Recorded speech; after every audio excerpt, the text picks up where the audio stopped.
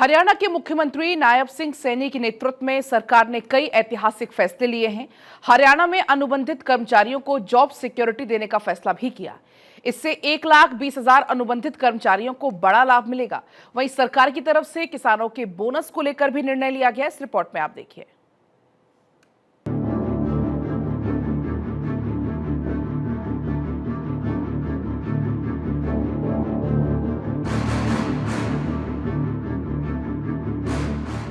मुख्यमंत्री नायब सिंह सैनी की अध्यक्षता में मंत्रिमंडल की बैठक में कई प्रस्तावों को मंजूरी मिली। साल के आखिर में होने वाले विधानसभा चुनाव से पहले हरियाणा सरकार ने बड़ा फैसला लिया है। कैबिनेट मीटिंग के बाद सीएम नायब सैनी ने कहा कि सरकार में काम कर रहे संविदा कर्मचारियों को परमानेंट किया जाएगा। सरकार के इस फैसले से 1,20,000 कर्मचारी परमानेंट यानी सरकारी नौकरी में आ जाएंगे। कैबिनेट की बैठक में सरकार ने खरीफ की फसलों पर बोनस देने के प्रस्ताव पर भी मुहर लगाई।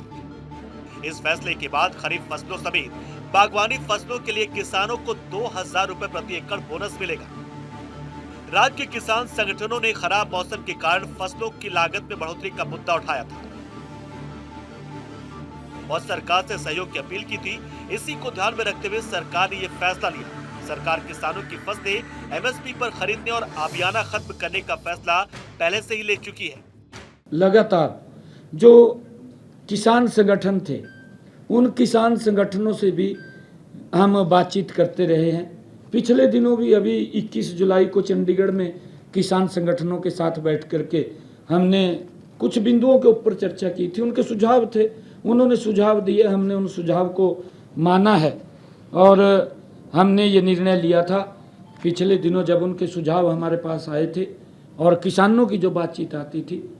हमने हरियाणा प्रदेश के अंदर ये निर्णय लिया कि किसान की जो भी फसल है हम उसको हरियाणा के अंदर एमएसपी के ऊपर खरीदने का काम करेंगे।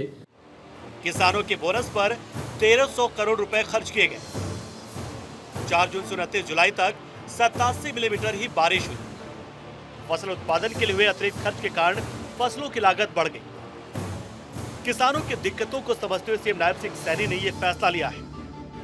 मुख्यमंत्री नायब सिंह सैनी ने कहा कि वो एक गरीब किसान के बेटे हैं और किसान की पीड़ा को बखूबी समझते हैं। खरीफ फसल सीजन में हमारे अन्नदाता को कई प्रकार की कठिनाई से जूझना पड़ा है। सरकार ने निर्णय लिया है कि सभी खरीफ फसलों के साथ साथ फल, फूल और अन्य फसलों पर भी प्रति एकड़ 2,000 रुपए बोनस दिया जाएगा। उन्होंने कहा कि इतना ही नहीं, जो छोटे किसान जिनके पास 1 एकड़ से कम जमीन है उन्हें भी 2,000 रुपए बोनस दिया जाएगा।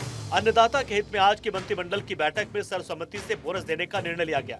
इस सीजन की जो खरीफ की फसल है सारी फसलों के ऊपर हम बोनस देने का निर्णय आज हमारी कैबिनेट की इस बैठक के अंदर ये फैसला लिया गया है कि खरीफ की किसान जितनी भी फसलें हैं हरियाणा प्रदेश के अंदर उसके ऊपर हम बोनस देंगे। इसके अंदर जो लाभ मिलने वाला है वो फल, फूल, सब्जी, अन्य फसलें उगाने वाले, चाहे वो हॉर्टिकल्चर से संबंधित हैं, ऐसे सब किसानों को उसका लाभ मिलेगा।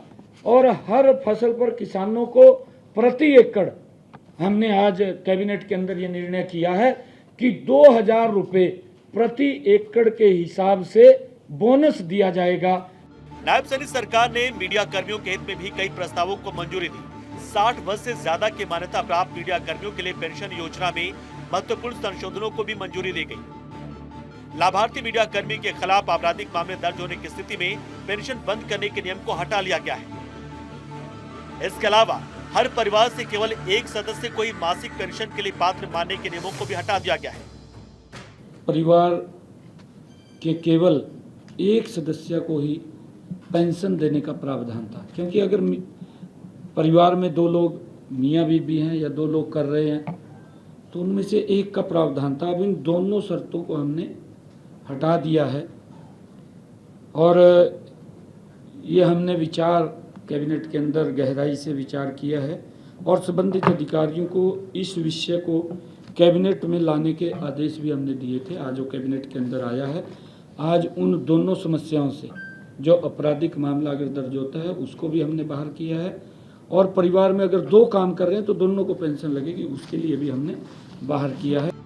वर्तमान में राज्य सरकार मान्यता प्राप्त मीडिया कर्मियों को 15,000 रुपए की मासिक पेंशन देती है। इससे पहले मंत्रिमंडल की बैठक में अंग्रेजों के जमाने से चले आ रहे आबियाना को खत्म करने का फैसला लिया गया था। मुख्यमंत्री ने किसानों से अपील की है कि वो अपनी फसल का रजिस्ट्रेशन 15 अगस्त 2024 तक पोर्टल पर अवश्य करवा लें। भारत 24 के लिए चंडीगढ़ से डॉक्टर थानेश्वर शर्मा की रिपोर्ट।